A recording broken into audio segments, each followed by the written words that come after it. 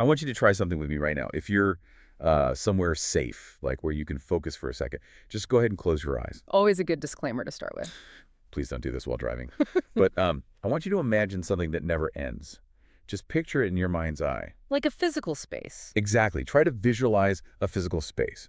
Maybe, a dark void with absolutely no edge, no boundary, just no final point whatsoever. Okay, I'm with you. So start from exactly where you're sitting right now and push your imagination outward, past the room you're in, past the atmosphere, past the moon. Just zooming all the way out. Right. Yeah. Beyond the edge of the Milky Way. Just keep pushing your imagination out further and further and further into absolute endlessness. Keep going. It creates this this very distinct, almost uncomfortable sensation in your head when you really push it that far. It really does. Hmm. At some point, if you're actually committing to this visualization, your mind it just stops. Yeah, it hits a wall. Exactly. You hit this invisible, solid mental wall where your imagination essentially glitches out. It just shuts down. It's almost physical. It is. You can almost feel the cognitive machinery freezing up, like a computer trying to load a file that's just entirely too big for its hard drive.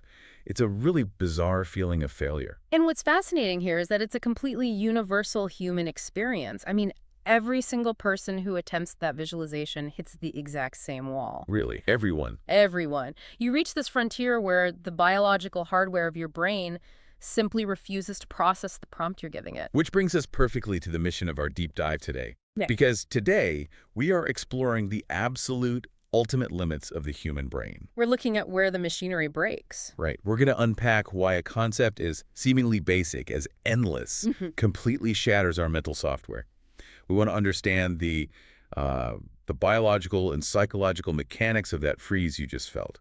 And ultimately discover why this glaring cognitive blind spot is actually a deeply profound evolutionary feature, rather than just some glitch or bug. Okay, let's unpack this. Because infinity sounds incredibly simple on paper, right? Oh, absolutely. It's a concept that deceives us with its linguistic simplicity. I mean, if you ask a child what infinity is, they'll confidently tell you it just means endless. Yeah, we use the word constantly. We really do. In our daily lives, we casually talk about, infinite possibilities, infinite space, infinite numbers. We've defined it perfectly with our language. But the visual part is where it falls apart. Exactly. The moment we transition from describing it with words to actually trying to render it as a mental image, the system crashes. And we don't struggle with this because infinity is some complex riddle or a highly technical equation. Then why do we struggle with it? We struggle purely because the human brain operates under strict, hardwired mechanical rules. And infinity violently breaks every single one of those rules. Okay, so if our mental machinery fundamentally breaks when it encounters something without an end, how is that machinery actually designed to operate in the first place? Like, what rules are we breaking here? Well, the primary rule of human cognition is an absolute dependence on structure, on limitation. Everything human beings understand, everything we interact with, it requires a shape or a limit to be processed. So we need boundaries just to think. Precisely. At our core, we are predictive machines. Our brains are just constantly mapping out our environment, categorizing objects, anticipating what's going to happen next. And to do that efficiently, the brain absolutely requires boundaries. Make that real for me. Give me an example. Sure, think about how you perceive reality the literal moment you wake up. You're lying in a bed, right? And that bed has a distinct edge. Right. I know where the bed stops and the floor starts. Exactly. You're in a room defined by 4 walls, a floor, and a ceiling. You step outside, and even something as massive as a mountain in the distance has a clear base and a definitive peak. Yeah, I mean, I can easily picture an apple because an apple has a finite, predictable shape. I know where the apple ends and where the air around it begins. And it goes way beyond just physical objects, too. We impose boundaries on abstract concepts just to make them digestible. Like what? Time. Exactly like time. The time we experience has to be carved up into clear beginnings and endings. We structure our entire existence around mornings and nights, births and deaths, the start of the work week and the relief of the weekend. Oh, I definitely structure my life around the weekend. We all do. Even the way we communicate relies on borders. The stories we tell each other require a definitive conclusion. That makes sense. Think about a movie without a real ending. It leaves audiences feeling incredibly frustrated and anxious, right? Because the brain naturally craves that final boundary. It needs the resolution to categorize the experience and, Just file it away. You know what it feels like? It feels like trying to carry water without a cup. Oh, that's a great way to put it. Yeah, like the water is the concept of infinity. It's formless, it's boundless, it's just spilling everywhere. And our brain is the cup. It fundamentally, physically requires a rigid shape to hold an idea. Right, it needs a container. It needs the rim of the glass to tell it where the idea ends and the empty space begins. Because if there's no cup, the water just slips through our fingers and makes a huge mess. The brain just can't process an uncontainable concept. That is spot on. Without the cup, the brain completely lacks the parameters to make any logical predictions. And because infinity lacks all of those structural elements, no edge, no beginning, no end, no final resolution, the brain literally has no traction. It's just spinning its wheels. Yeah, it's reaching out into the dark to grab something solid, and it only finds empty air. But this introduces a massive contradiction for me. Okay, what's that? Well, if our brains absolutely demand a structure, a cup, to process reality, what exactly am I picturing when I confidently say to someone, oh yeah, I'm imagining infinity right now? Because I've definitely looked up at the night sky and felt like I was picturing an infinite universe. I've visualized numbers going on forever. So am I just lying to myself? This is actually one of the most humbling cognitive realities to accept. The hard truth is, you have never actually imagined infinity in your entire life. Wait, really? Never. None of us have. It's impossible. Here's where it gets really interesting then. Because when I close my eyes and picture endless space, what is my brain actually doing? What is that image I'm seeing if it isn't infinity? You are falling for a very, very convincing cognitive illusion. Your brain is simply substituting the concept of infinity with the concept of more. Just more. Just more. No matter how far you push your imagination, no matter how vast and expansive the universe you picture is, you're just imagining something exceptional large. You're taking a finite space and inflating it. You are never actually rendering a state of no end. Okay, let me push back on this because I genuinely feel like I'm doing it right when I try. Yeah. The difference between more and never-ending kind of just feels like a technicality to me. It's really not, though. But think about it. If I imagine a boundary, like let's say a wall out in space, and I just keep pushing that wall further and further away forever, isn't that practically applied infinity? If the boundary is constantly receding and never stops, haven't I basically conceptualized the infinite? It's the most common workaround our brains attempt, for sure. But more and endless are completely incompatible concepts. More implies the continuation of a boundary. Oh, so? Let's take your analogy of pushing the wall away. Imagine you're standing in a vast open field. 100 yards away, there's a tall wooden fence. Okay, I see it. Now, you use your imagination to pick that fence up and move it backwards. You push it a mile away, then 100 miles away. Then you push it all the way to the surface of the moon and then out to the edge of the galaxy. By just constantly moving the perimeter into the darkness and never letting it stop. Yes, but the fence still exists in your mind's eye.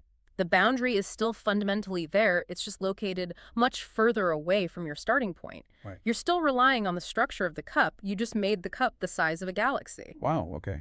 True infinity, actual endlessness, is the complete and utter absence of the fence entirely. It is a state of having zero boundaries whatsoever. And we just can't do that. We can't. That specific state of absolute boundlessness is what our biological hardware cannot authentically render. Yeah. We can only render the moving fence.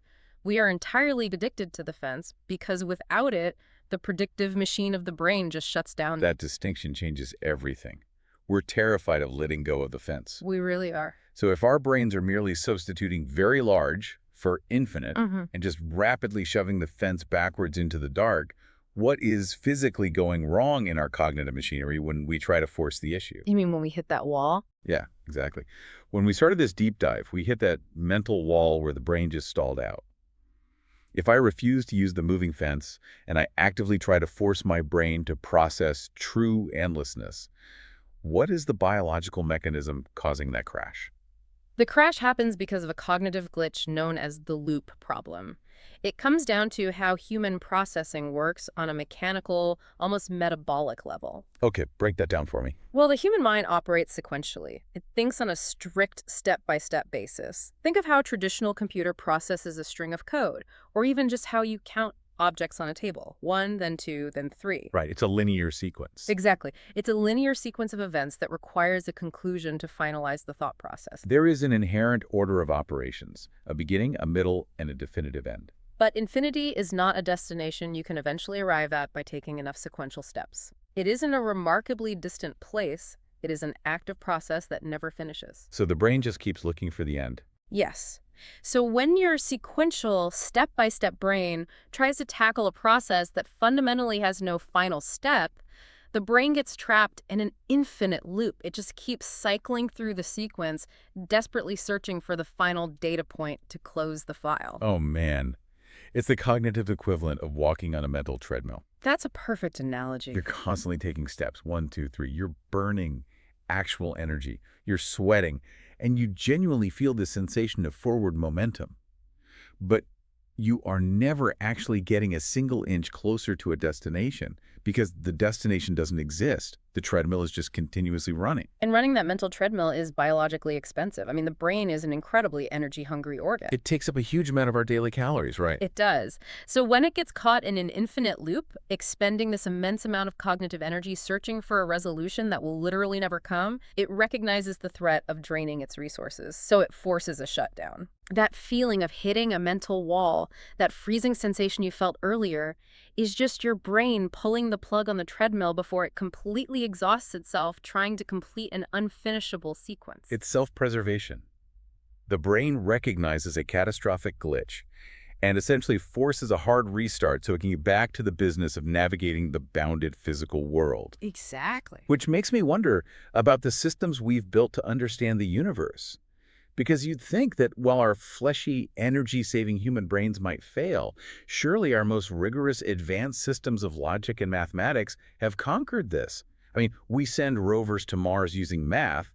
Surely math can handle infinity. You would think so, but logic and mathematics are entirely human inventions, which means they are bound by the exact same need for structure that our brains are. Wait, really?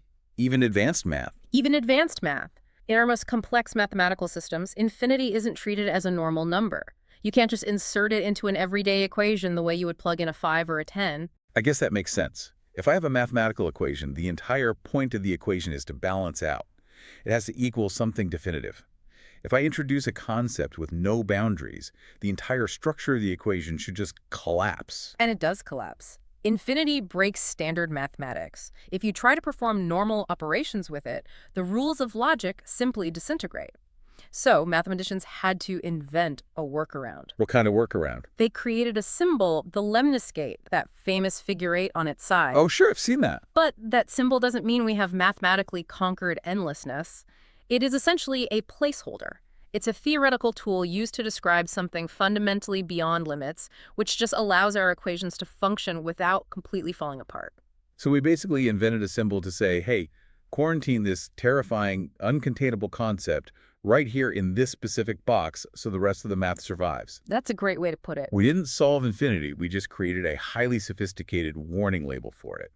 We built a theoretical cup to hold the water. The equations require boundaries to resolve, so we artificially imposed a boundary on the boundless. Even our most highly precise, flawlessly logical systems ultimately fail to fully capture the true nature of infinity. They simply acknowledge its existence and quickly step around it. Okay, so if our minds essentially break when they lack a boundary, and our most rigorous systems of math require us to invent fake placeholders just to cope with it, who designed this deeply flawed system? Nature did. But if endlessness is a fundamental, undeniable property of the universe, whether that's endless time, endless space, or the endless expansion of the cosmos, why did human beings evolve with such a massive, glaring blind spot? Why are we biologically built to fail at understanding the reality we actually live in? If we connect this to the bigger picture, the answer to that lies in the ruthless efficiency of evolution. We tend to think of the human brain as this, ultimate universal decoding machine, capable of unraveling all the deepest mysteries of the cosmos. Right, we think we're the pinnacle of intelligence. But that isn't why the brain evolved. The brain was engineered by nature for one specific, highly pressurized purpose: to keep you alive long enough to pass on your genes. Period. Okay, I want you to picture the reality of that evolutionary pressure. Put yourself in the shoes of an early human ancestor. You are standing out on the savannah hundreds of thousands of years ago. You're a hunter-gatherer, and your absolute entire cognitive load is dedicated to surviving until tomorrow morning. And your survival depends entirely on immediate boundary-driven calculations. You are constantly scanning the horizon. You need to know exactly how far away the nearest water source is. You need to categorize the plants around you to determine what's safe to eat and what's toxic. We're looking at the tall grass, and your brain is rapidly trying to calculate the probability of a threat. Like, Right. is that rustling sound just the wind, or is there a predator waiting in the brush? Exactly. In those high-stakes life-or-death scenarios, dedicating biological resources to pondering the boundless nature of the cosmos offers absolutely zero utility. None. Grasping the concept of infinity wouldn't help that early human locate their next meal. It wouldn't give them a tactical advantage when calculating the trajectory of a thrown spear, and it certainly wouldn't help them run faster from a predator. Survival is a game of immediate limits. Always. How many resources do we have? How long until the sun goes down and the temperature drops? How fast is that threat moving toward me? Nature doesn't build a supercomputer when a basic calculator will keep you alive. Exactly. Expanding your brain's capacity to process endlessness would be a massive waste of metabolic energy. Evolution is incredibly pragmatic. It continuously prunes away anything that doesn't offer a direct survival advantage. Because the concept of endlessness offered absolutely no practical value on the savannah, the human brain simply never needed to understand it. It was irrelevant. Totally irrelevant. And because we didn't need it, we never developed the cognitive hardware to grasp it. We are equipped with exactly the tools required to navigate a finite physical world and nothing more. So what does this all mean? We started this deep dive by hitting a mental wall. We pushed our imaginations out into the void, we felt the machinery stall out, and we experienced that frustrating glitch of the mind. And the ultimate takeaway here is that we can give ourselves a massive break. Hitting that wall isn't a cognitive weakness. It isn't a failure of intelligence or a lack of imagination. It's just biology. You struggle with infinity simply because the concept is utterly devoid of the structure, the boundaries, and the resolutions that your mind relies on to function. When you feel your imagination stall out in the dark, you are operating exactly as you were flawlessly designed to operate by millions of years of evolution. It is a feature of your survival deeply encoded in your DNA. It is simply what it means to be human. That actually takes the pressure off entirely. Mhm. Our minds are perfectly adapted to the world we actually interact with. But as we wrap up, I want to leave you with a final lingering thought, something to just chew on that stems from everything we just explored. Let's hear. If our brains are so strictly bound by our evolutionary need to find food and survive, if we are literally missing the biological hardware to understand infinity simply because it didn't help our ancestors outrun predators on the savannah, what other massive fundamental truths of the universe are sitting right in front of us that we are completely blind to? Oh, wow. Right? What other realities are entirely invisible to us, passing right through our awareness, simply because we didn't need to perceive them to stay alive? It really forces you to question how much of reality we are actually experiencing and how much of the universe is locked away behind the limits of our own evolutionary programming.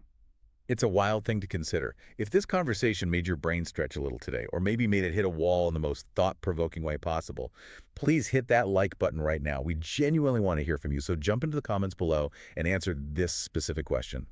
What do you think infinity really is? I'd love to read those answers. Same.